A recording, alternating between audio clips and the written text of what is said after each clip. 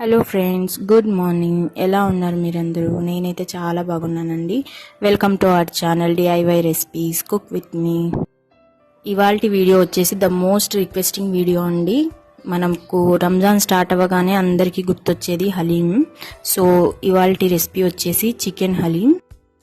So late చేయకుండా ఇది ఎలా తయారు చేయాలో ఇప్పుడు చూద్దాం. ముందుగా ఒక మిక్సింగ్ బౌల్లో నేను 500 గ్రామ్స్ చికెన్ తీసుకున్నానండి. ఫ్రెష్గా బాగా కడిగి పెట్టుకున్నాను. చికెన్లో నీళ్ళు ఏమీ లేకుండా కడిగిన తర్వాత దాన్ని స్టెయిన్ చేసేసుకోవాలి బాగా. సో ముందుగా మనం చికెన్ మ్యారినేట్ చేసి పెట్టుకోవాలి. దానికోసం నేను ఇక్కడ 1 టేబుల్ స్పూన్ ఉప్పు వేసుకున్నాను. అలాగే 1/2 టేబుల్ స్పూన్ పసుపు, 2 table spoons red chilli powder, అలాగే 1/2 టేబుల్ స్పూన్ గరం మసాలా, పుదీనా, అలాగే సన్నగా తరిగిన కొత్తిమీర, దీంతోపాటు 1 టేబుల్ స్పూన్ అల్లం వెల్లుల్లి పేస్ట్, 1 కప్ పెరుగు తీసుకుంటున్నాను. ఇప్పుడు ఇదంతా బాగా కలిసేటట్టు బాగా కలుపుకోవాలి. సో చేత్తో ఈ మసాలాలన్నీ చికెన్కి బాగా పట్టేలాగా ఇలా బాగా కలిపి ఒక 2 అవర్స్ నానబెట్టుకోవాలండి. మ్యారినేట్ చేసి ఇలా పక్కన పెట్టుకోవాలి. మీకు టైం ఉన్నట్లయితే మీరు 4 అవర్స్ ముందే ఇలా మ్యారినేట్ చేసి పెట్టుకోవచ్చు ఫ్రిడ్జ్లో. దానివల్ల ఈ స్పైసెస్ అన్నీ చికెన్కి పట్టి బాగా ఉంటుంది చికెన్ అనేది. చికెన్ ఇలా బాగా మ్యారినేట్ చేసుకొని పక్కన పెట్టేసుకోవాలి. హలీంలో మస్ట్ అండ్ షుడ్ ఇంగ్రీడియంట్ వచ్చేసి ఫ్రైడ్ ఆనియన్స్ అండి. దానికోసం నేను ఇక్కడ కడాయిలో డీప్ ఫ్రైకి ఆయిల్ పోసుకున్నాను. ఆయిల్ బాగా హీట్ అయిన తర్వాత నేను సన్నగా తరిగి పెట్టుకున్న ఉల్లిపాయల్ని వేసుకున్నాను. నేను 5 నుంచి 6 వరకు మీడియం సైజ్ ఉల్లిపాయలు తీసుకున్నానండి. ఆనియన్స్ ఎప్పుడు హై ఫ్లేమ్ మీదే ఫ్రై చేసుకోవాలి. దాంతో ఆ ఆనియన్స్లో క్రిస్పీనెస్ అనేది వస్తుంది. ఆనియన్స్ కలర్ మారి గోల్డెన్ బ్రౌన్ కలర్ వచ్చేంత వరకు ఇలా ఆయిల్లో డీప్ ఫ్రై చేసుకోవాలి. హలీం చేసుకోవాలంటే చాలా మంది భయపడుతుంటారండి. దానికి చాలా పెద్ద ప్రాసెస్ ఉంటుంది, చాలా టైం పడుతుంది అని చెప్పేసి. అంత భయపడాల్సిన పని అయితే లేదండి. మనం ఇంట్లోనే ఇలా ఈజీగా హ్యాపీగా చేసేసుకొని తినచ్చు. ఇంట్లోనే మనం ఇలా చేసుకొని తినడం వల్ల మనకు ఒక సాటిస్ఫాక్షన్ ఉంటుంది. అలాగే హెల్త్కి కూడా చాలా మంచిది. సో నాకు ఇక్కడ ఆనియన్స్ అనేవి ఫ్రై అయిపోయి గోల్డెన్ బ్రౌన్ కలర్లోకి వచ్చేసాయి. సో నేను దీన్ని తీసేసుకొని ఒక ప్లేట్లో పక్కన తీసి పెట్టేసుకుంటున్నాను.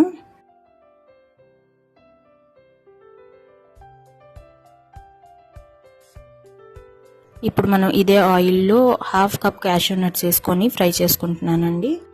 జీడిపప్పు కూడా ఇలా ఫ్రై చేసుకొని ప్లేట్లో పక్కన తీసి పెట్టేసుకుంటున్నాను. సో ఇప్పుడు మళ్ళీ స్టవ్ ఆన్ చేసుకొని ఒక కడాయి పెట్టుకొని అందులో పప్పు దినుసులన్నీ వేసుకొని నేను డ్రై రోస్ట్ చేసుకుంటున్నానండి. దీనికోసం నాకు 5 రకాల పప్పు దినుసులు కావాలి. దాంట్లో ఫస్ట్ నేను శనగపప్పు వేసాను.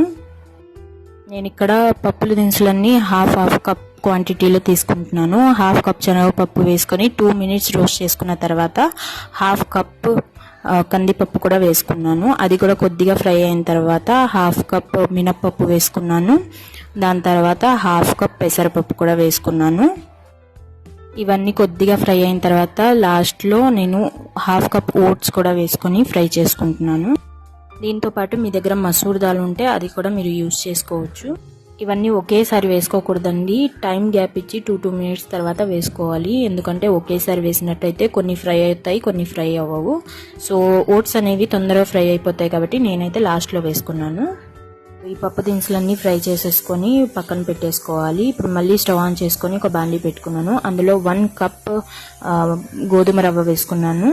దాంతోపాటు ఈ పప్పు దినుసులన్నీ వేసుకొని ఒకసారి కలిపేసుకొని అందులో 2 లీటర్స్ వాటర్ వేసుకొని వీటన్నిటిని ఉడికించుకోవాలండి. ఈ గోధుమ రవ్వ, ఈ పప్పు దినుసులు వీటి క్వాంటిటీ వచ్చేసి మీరు చికెన్కి తగ్గట్టు వేసుకోవాలండి. నేను ఇక్కడ 1/2 kg చికెన్ తీసుకున్నాను కాబట్టి 1/2 కప్ మాత్రమే పప్పు దినుసులు తీసుకున్నాను. అలాగే 1 కప్ రవ్వ తీసుకున్నాను.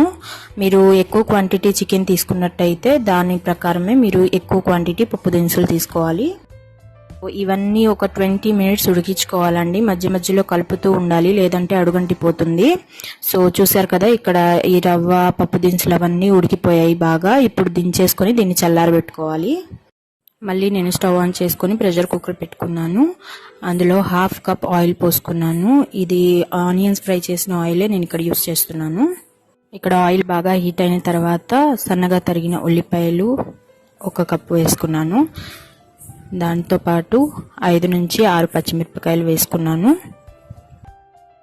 మీరు స్పైస్ ఎక్కువగా ఇష్టపడే వాళ్ళైతే ఎక్కువ వేసుకోండి పచ్చిమిరపకాయలు, లేదంటే కొద్దిగా తగ్గించుకోండి.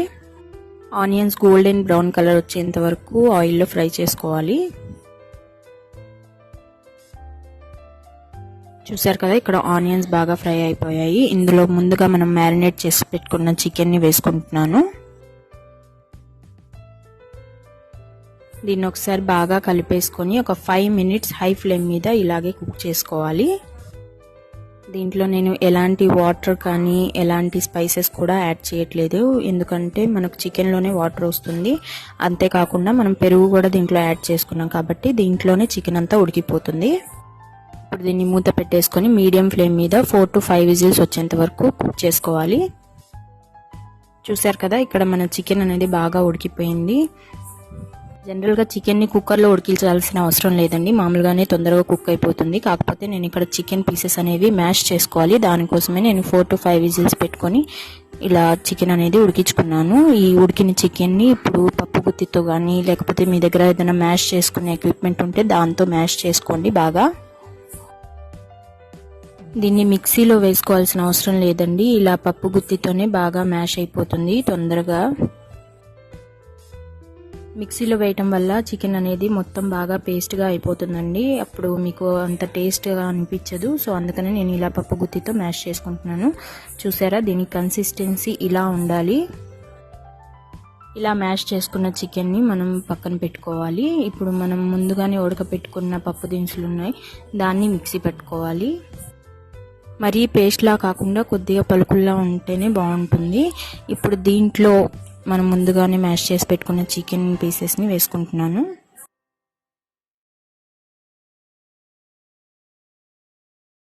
దీంతో పాటు 2 టేబుల్ స్పూన్ల ఉప్పు, అలాగే 1.5 టేబుల్ స్పూన్ మిరియాల పొడి వేసుకుంటున్నాను. స్పైస్ ఎక్కువగా వద్దు అనుకునే వాళ్ళు ఇక్కడ మిరియాల పొడి అనేది తక్కువ క్వాంటిటీ తీసుకోండి. ఇప్పుడు దీంతో పాటు మనం కొద్దిగా మిరియాలు కూడా వేసుకుంటున్నాను టేస్ట్ కోసం. అలాగే సన్నగా తరిగి పెట్టుకున్న కొత్తిమీర, అలాగే పుదీనా,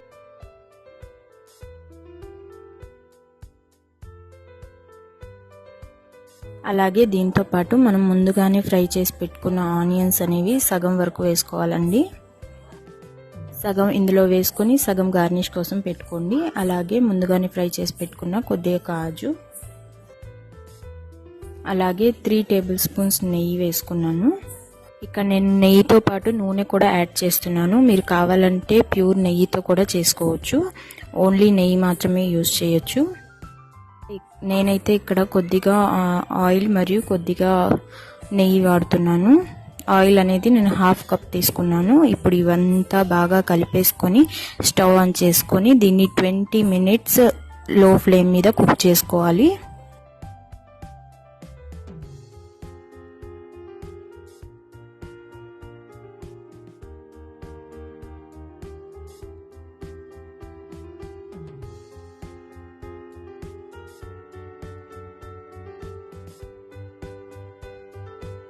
ఇది మొత్తం ఇలా కలుపుతూ లో ఫ్లేమ్ మీద ఒక 20 మినిట్స్ కుక్ చేసుకోవాలి బాగా. కలపడం ఆపేస్తే మీకు అడుగంటిపోయి మాడిపోయే ఛాన్స్ ఉంటుంది. సో ఇప్పుడు నేను దీంట్లో ఫ్లేవర్ కోసం 4 ఇలాచీ తీసుకున్నాను, మీకు ఇష్టమైతే మీరు వేసుకోవచ్చు లేదా స్కిప్ చేసేయండి. అలాగే 1/2 టేబుల్ స్పూన్ గరం మసాలా కూడా వేసుకున్నాను.